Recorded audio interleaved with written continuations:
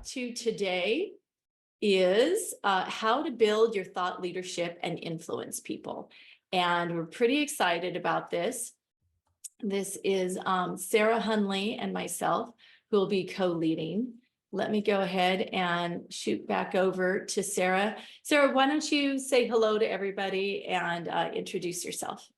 Sure. Hi, everyone. I know a few of you have seen me here before, but I'm Sarah Hunley, formerly known as Sarah Kandari for a long time.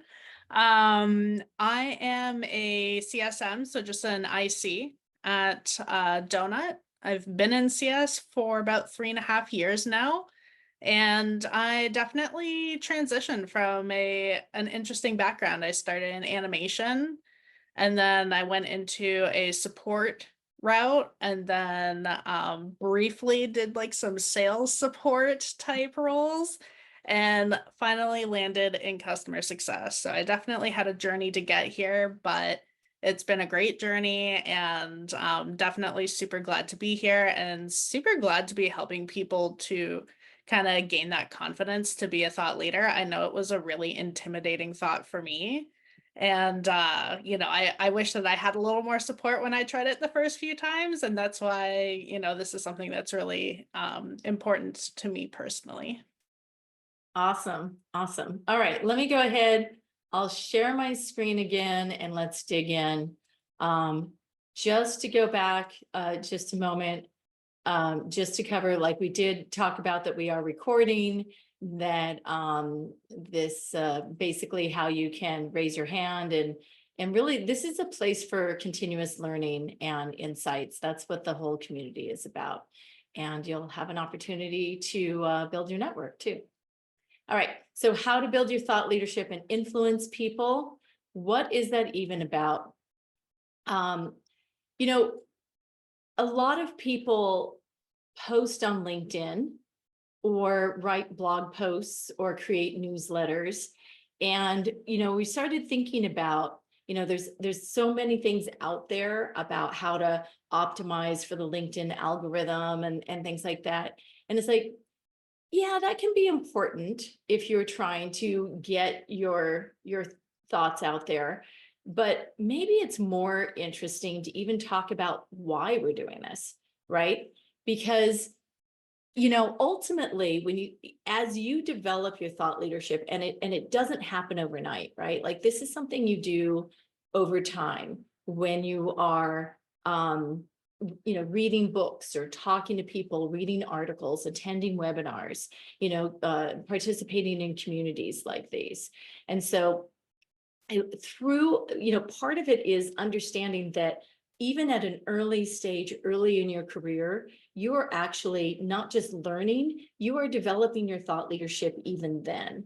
And there's a value in expressing your thought leadership as you go, while you're going through the journey. Because what happens is the person who's just behind you is learning from you, right? And the person who's maybe just ahead of you is like, oh, wow, hey, yeah, actually, that is something I knew, or that's something I can comment on. That's something I can contribute to.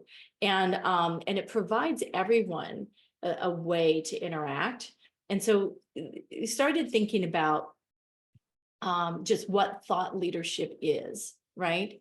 And the other thing is that we were thinking about is just also sometimes if you're going to express your thought leadership, well, let me step back. So the value in expressing what you're learning is it helps you learn and articulate it even more. When you articulate your ideas, that's how you start to recognize what they are. Sometimes just by writing them down in a linear fashion, it then requires you to really define it. Like, what do I think in these circumstances? Under what circumstances might it be different?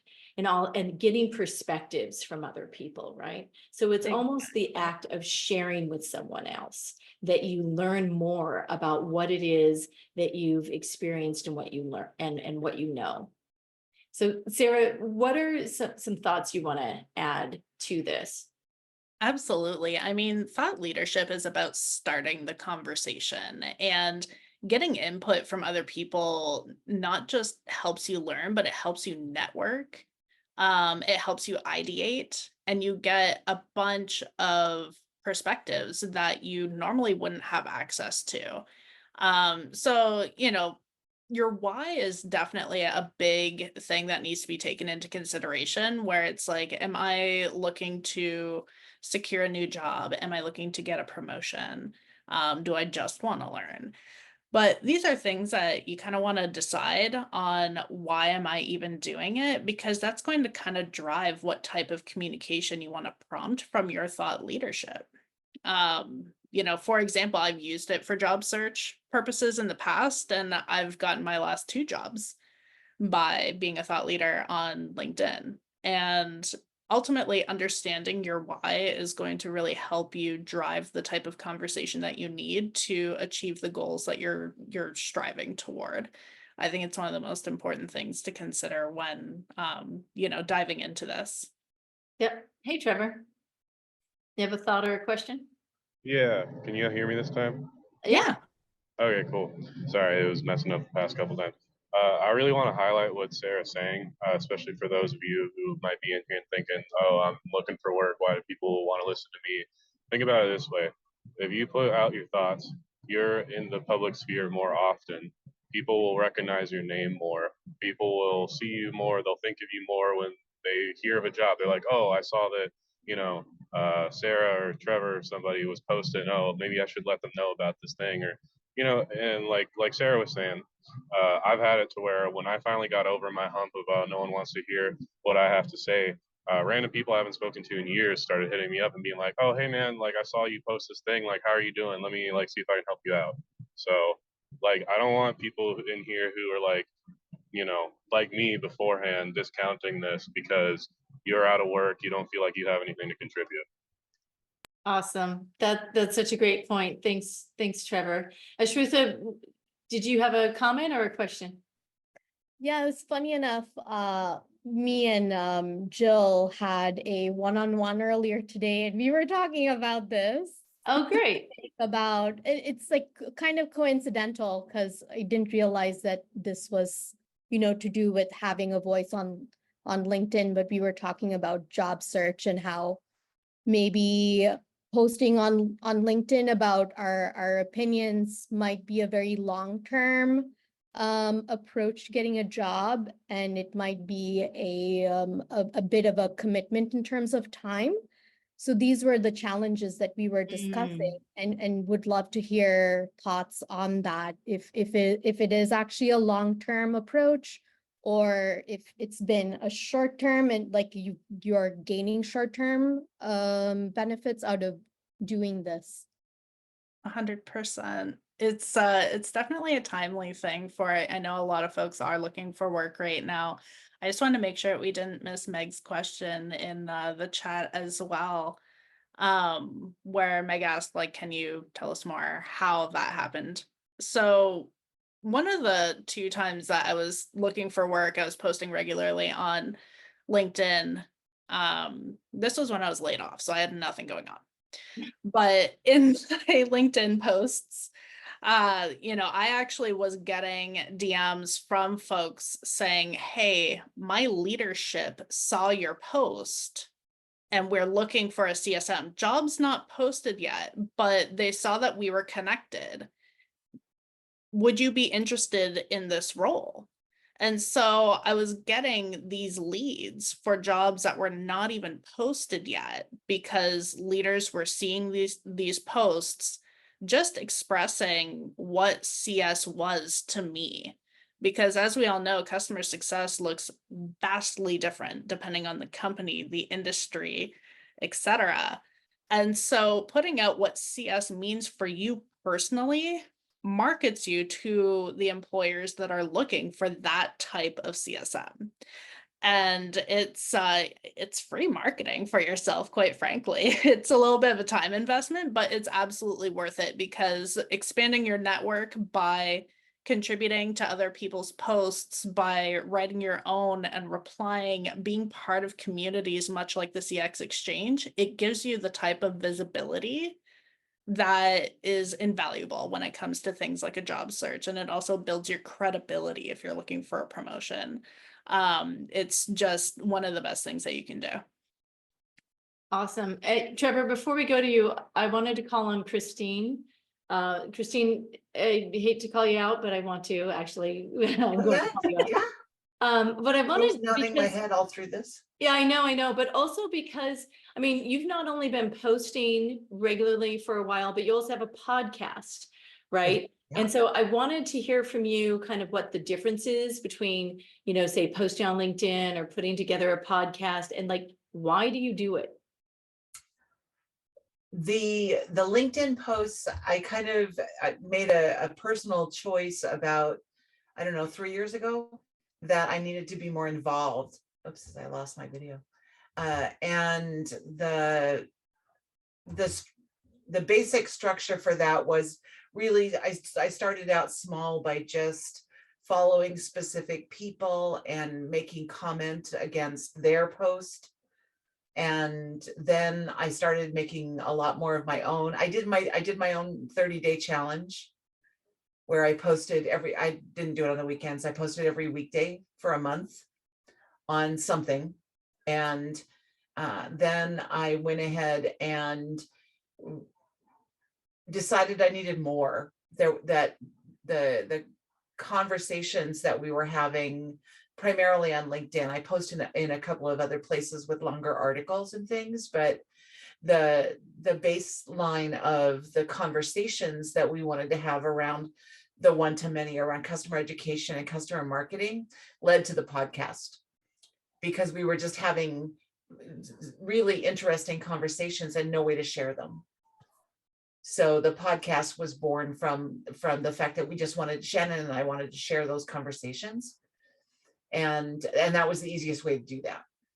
But that's really interesting. So basically, by posting on LinkedIn, it not only can get you more visibility when you're looking for work, but it can also help build your network, and you're exchanging ideas and getting more ideas about your profession, industry, perhaps other, related professions, and then you're building community out of it, right? And then from building community out of it, sometimes then podcasts and other types of projects are even born from it, right? And when you think about that, when you think about in our community, the way that we, started the book club, Cynthia and Marianne, both involved here in the community. And then they we're talking about how much they love books. And then they said, hey, what about a book club? And, boom, that was pretty easy, because all we did was add a channel, and now we had a book club, right? Now we just meet once a month and do different topics. And so another way to exchange ideas, right? So whether it's a podcast, or if you have a book club or things like that, you can start to do that by building the community that you get to know through networking, whether it's through LinkedIn or through a community like this, right? Yeah. Christine, and I love that you created a podcast where there's just more, added into the dialogue. And we just wanted to carry those conversations into a larger forum. Yeah. And now it's fun, right? We have the occasional guest. I think we've had 2 in the year and a half we've been doing it. But Divya asked a question about the topics, and for me, it's really, I delve into like 2 or 3 different things. I am focused on AI a lot these days. So I'm doing a lot of posts around my passion content around AI and how to build prompts and what the success stories from people that I've been talking to and how they're using AI.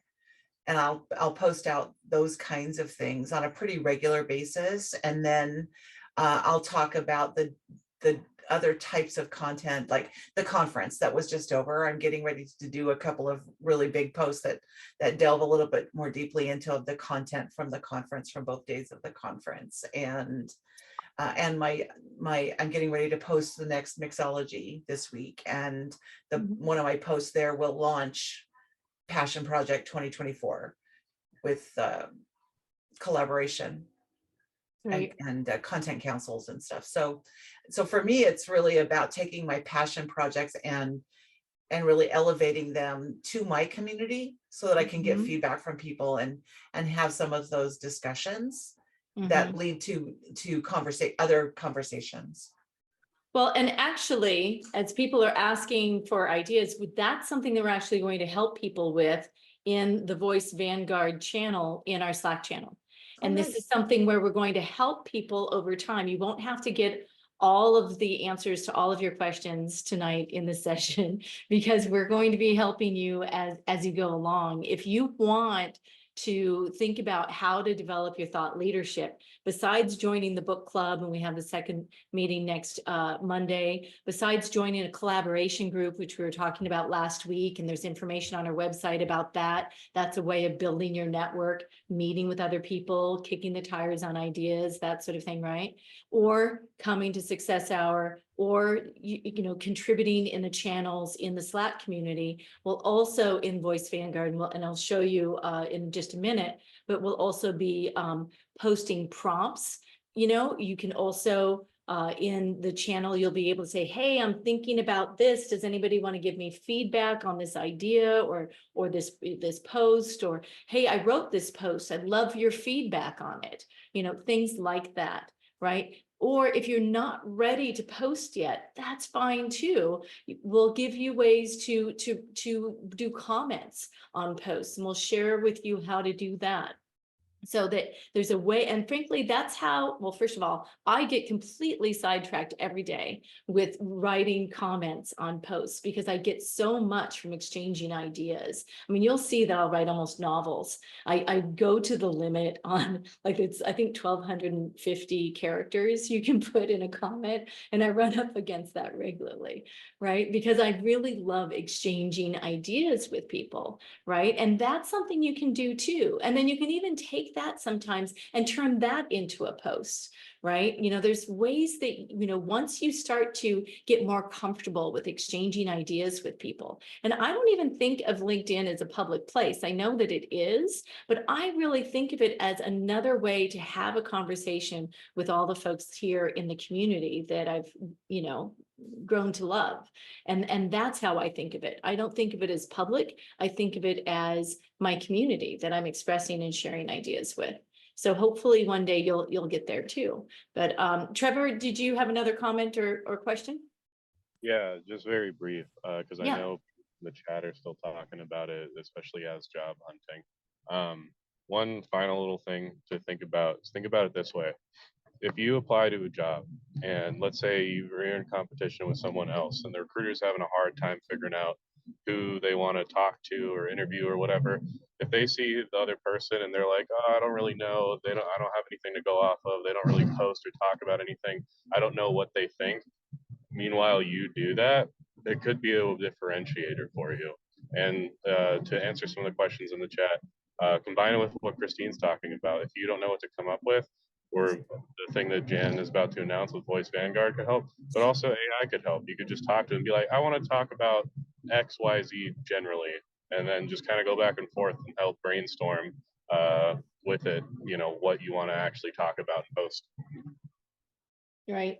And I would just say though, you know, rather than letting AI write your post, maybe get banter back and forth with, you know, ChatGPT and get some ideas, but then, you know, find a way to write it yourself, because that's where you're really going to get the practice in expressing your ideas, right? As opposed to, you know, it can help you perhaps refine your ideas, but I really want to encourage you while you're still, especially if you're still developing your ideas, to try and write it yourself and see, what do I really think about this? You Yeah, know? and to be clear, I didn't mean for it to. Oh yeah, I was yeah, talking like if you're having trouble brainstorming and coming up with ideas, like you yeah. can use it for that. And like Jan's saying, write it out, see if you like it, then you can use it to help refine it. But don't just let it write the whole thing for you.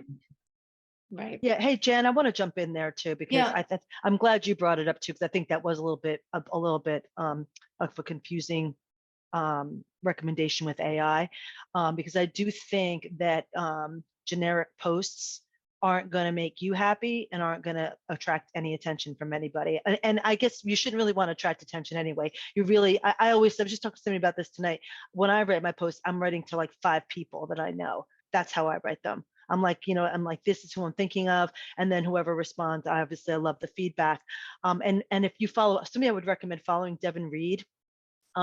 He's, I think, the CMO for Clary now, but he was at Gong. He was at many places, but he has a newsletter and he talks all about like posting. And one of the main things he says over and over again, and because I subscribe to his newsletter, is personal stories, like about the journey, not, hey, I won, I was born, I won, and I kept winning and I won all my life. It's all about like your failures too. Like, hey, here's some of the things, this is what I learned. People love that. And guess what? It's real. And you don't need AI for that. So I do think AI is good maybe for generic ideas. But if you start following people's content, people that you admire, people in the space you want to be in, you're going to not only learn, but you're going to find your own voice. And back to what you were saying, Jan, too, about reading books and even the takeaways from webinars like this. If you come to SuccessHour every week, I guarantee you learn something new every week, because I know I do when I come here.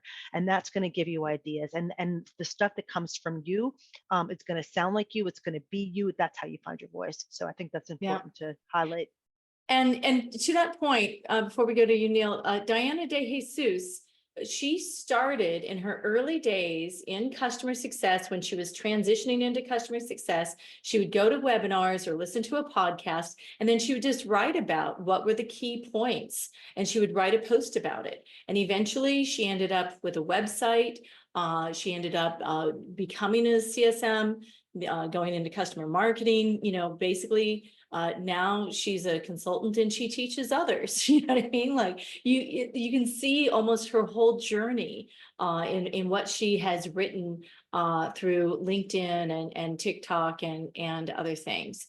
And that's okay. That's fantastic, right? Like you can start at the beginning and just help others understand. Neil, you're on mute. You're still on mute. I'm on mute. Yeah. Okay. Sorry about that. It took me a while to post. Somebody, in fact, somebody from our group talked to me that you should do that. You should write about this or that. And I said, okay. So it took someone to really encourage me to do it.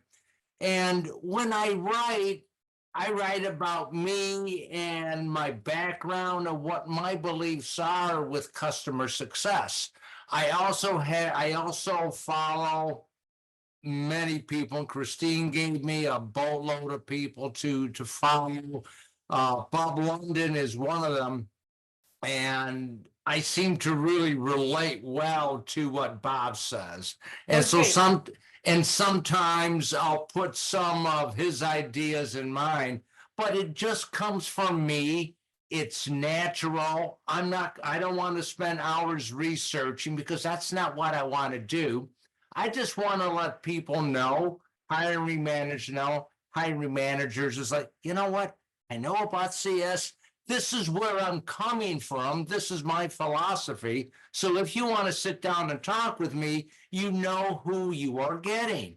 And I just started doing it, and it's fun because it's writing about my philosophy about relationships and how I see CS. And it's just natural.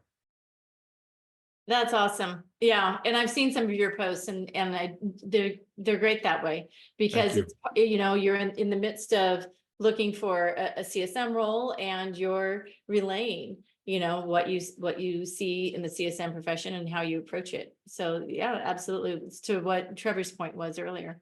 Kathy, yeah. Okay.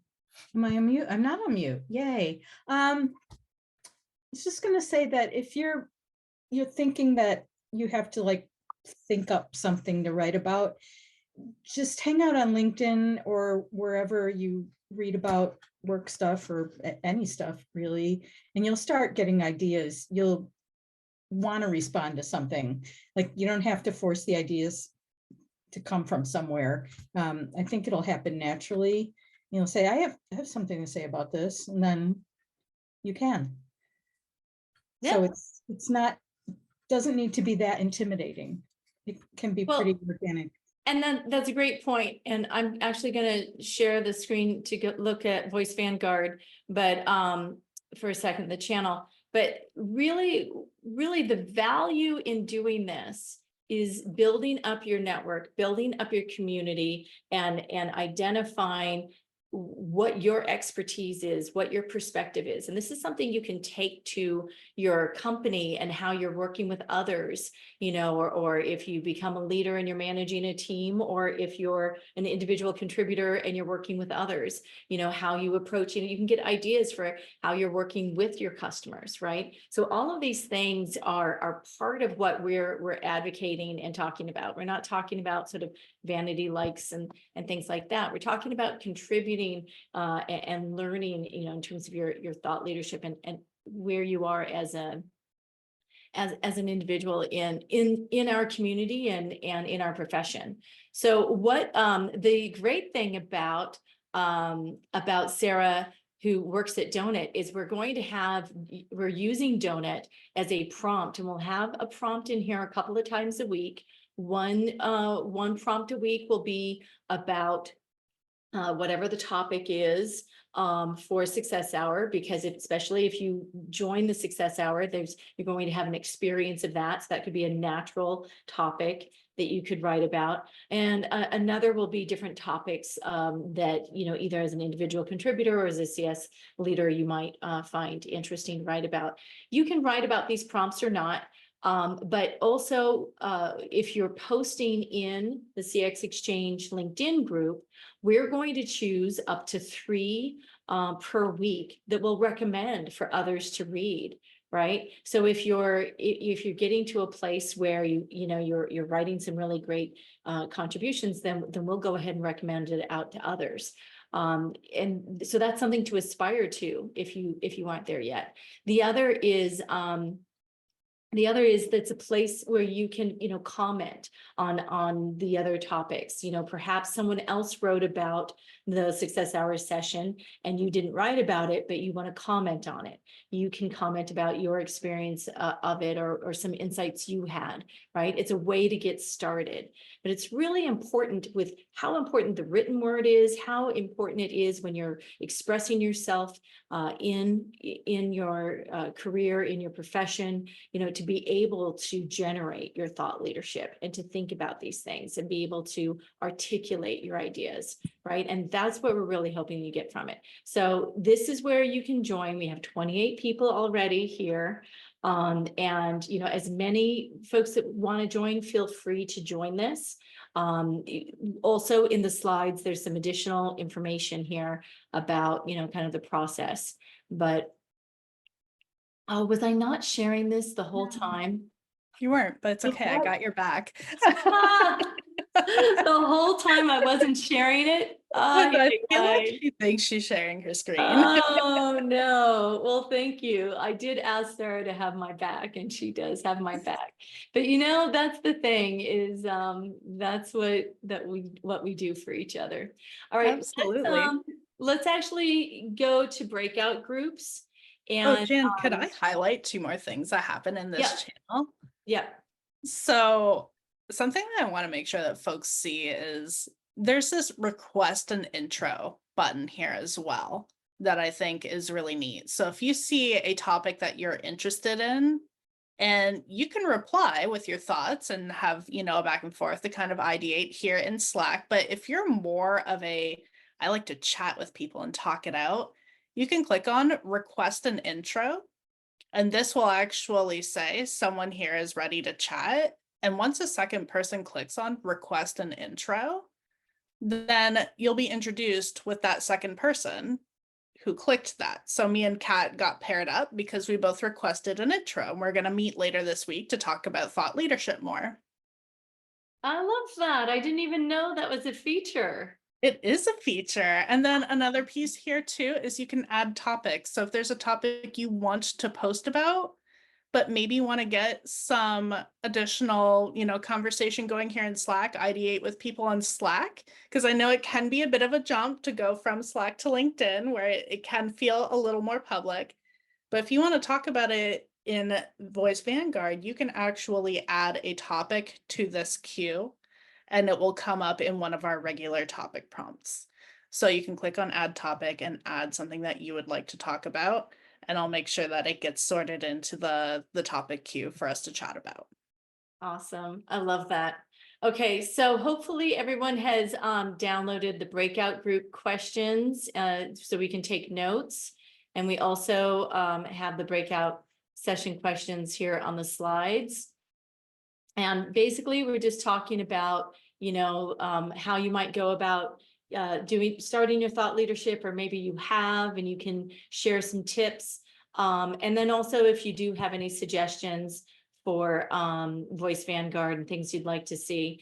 I did write over in the chat at one point, eventually this is something where we might start like a blog, so that, because there's writing shorter pieces like on LinkedIn. There's a lot of different formats, right? You can also write longer pieces, like a blog is anywhere from 750 to like 1,250 words, so that's a different type of experience, writing. So things like that we could potentially do in the future. And there's also, don't forget that volunteer button if you ever want to volunteer to help organize a series of blog posts from the community. But otherwise, let's go to our breakout group so you can go and connect with folks. Because I know so many people really get a lot out of that. Let me go ahead and set out the breakout rooms. My impression of doing LinkedIn posts, for example, would you have to pick one topic and just be very, very focused. But then I think Sarah was really great with kind of giving feedback on it. Doesn't really have to be just one topic, and that a lot of people talk about different topics altogether and on a daily basis. So, and that metric of 1% of people, only 1% of people on LinkedIn are creating posts is a great one. Because I also mentioned about, for me, maybe a big challenge is you post and you don't see enough likes, so you think, oh, people don't really like what I'm saying or what I have to say, but that's clearly apparently not necessarily the case. Yeah. What's the link here, Clarice? This is Talk About Talk. Oh yeah, so in our group we talked about people who post about personal things on LinkedIn and if it is okay or not. So the different opinions, I like it to a limited extent that gives that person a human face.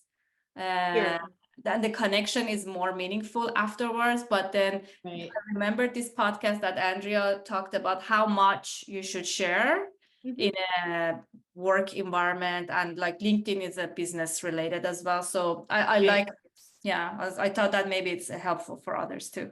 Oh, that's great. That's really helpful. And we can definitely continue this conversation over in the Slack channel. Anybody who wants to join VoiceVanguard there. Sure. Any other aha moments that when you're in the breakout group?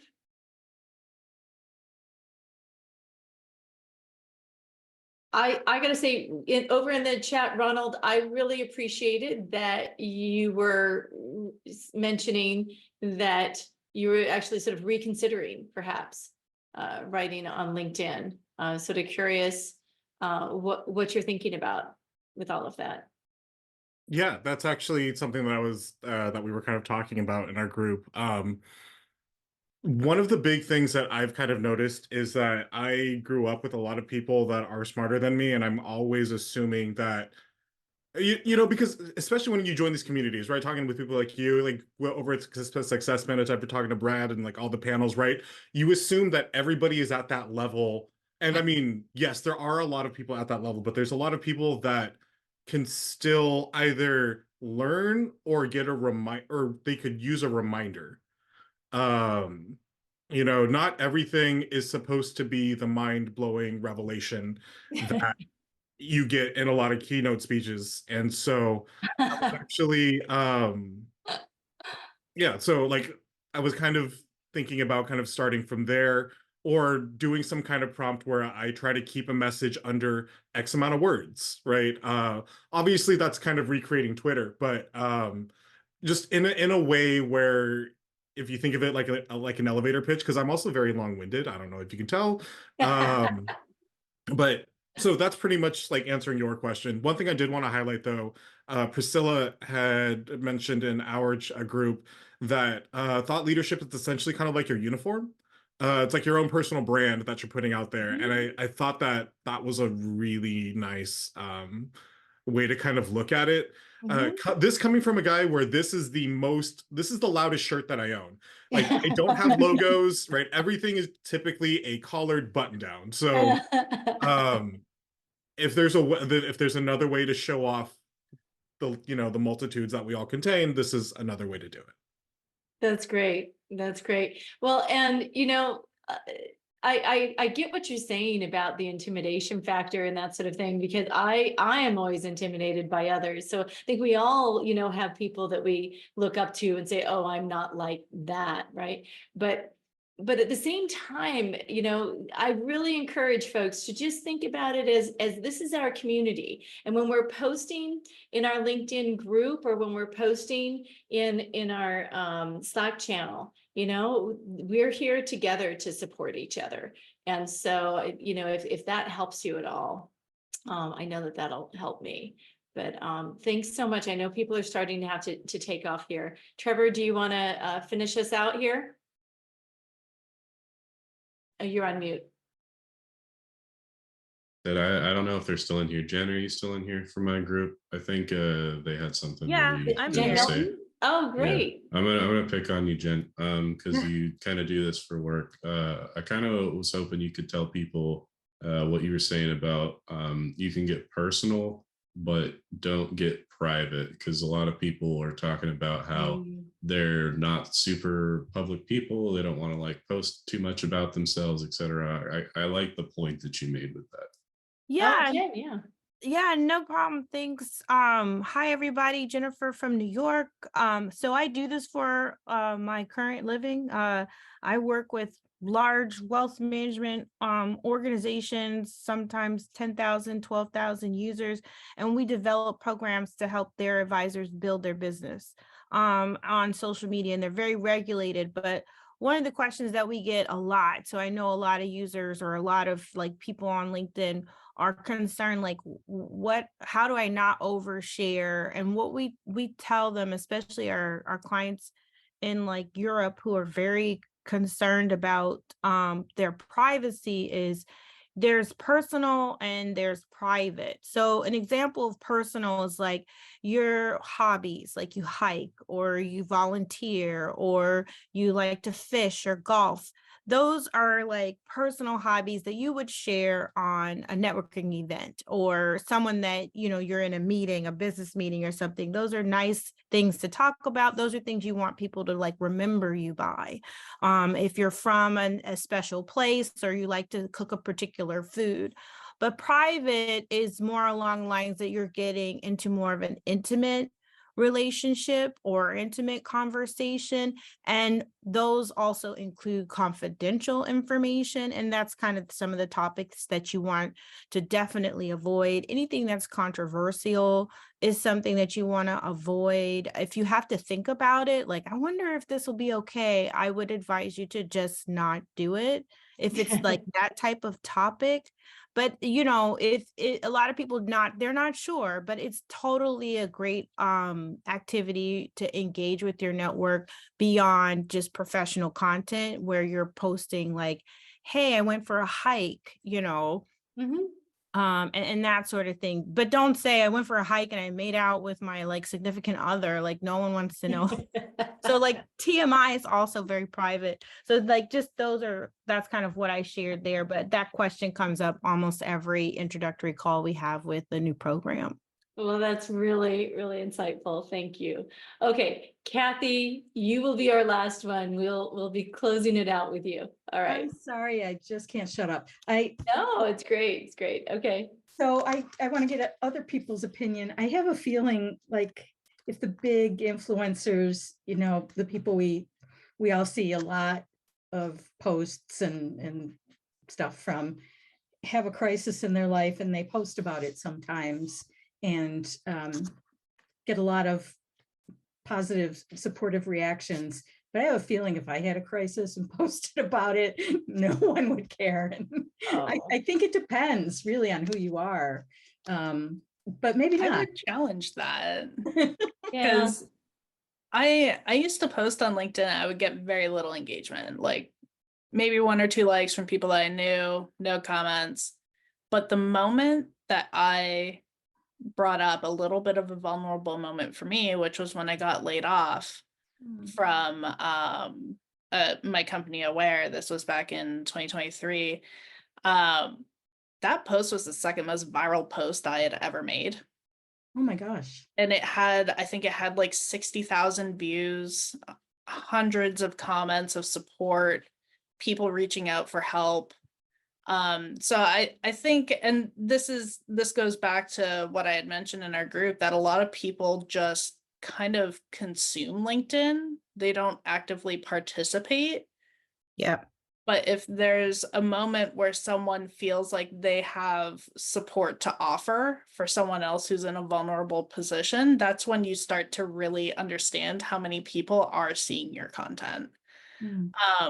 So I think, like I wouldn't post like, oh, like caught a cold today, feeling really bad. But if you're laid off, it's okay to feel a little bit vulnerable in that moment, express that you're ready for your next step, but it's always hard to to step away from something that you're passionate about, to kind of let people know that a helping hand is is okay to hand over at that moment.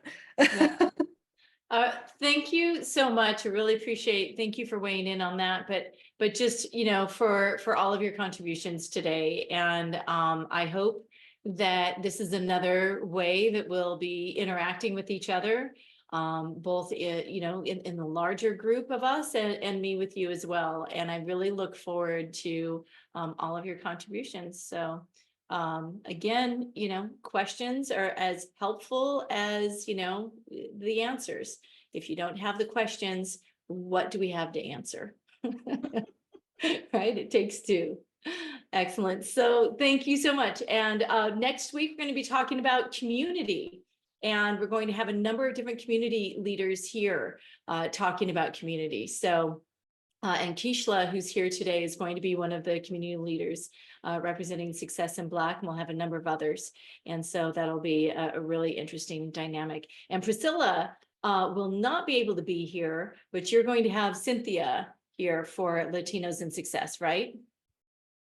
All right, great. Well, and anyway, so we'll be talking about that next week. And anyway, looking forward to seeing you next week. All right, take care. Thanks, everyone. Thank you. Thank you. Thank you so much for tuning into this week's episode of Success Hour, formerly known as CS Office Hours. We regularly put out new content, so to be the first to know, like this episode, tap that notification bell, hit that subscribe button, and we look forward to seeing you soon.